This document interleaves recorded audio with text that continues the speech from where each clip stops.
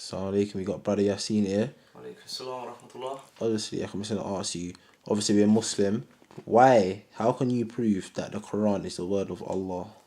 How can I prove the Qur'an is the word of Allah? Yeah. Very simple, because Allah gives a challenge in the Qur'an.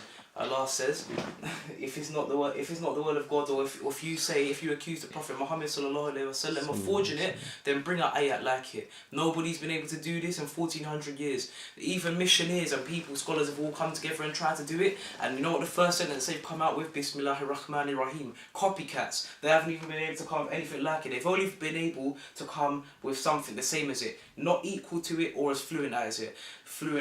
And Allah says in the Quran, even if jinns and the mankind were to come together, they will still not be able to make a verse like it. Up to today, we've been here 1400 years. Who's made a verse like it? It says this in Surah Al-Isra, chapter 17, verse number 88. Another thing which proves the Prophet sallallahu alaihi wasallam had an uncle called Abu Lahab.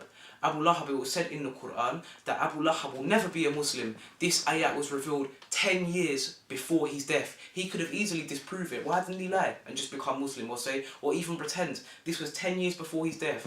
And just as Allah subhanahu wa ta'ala prophesied, that is how it happened.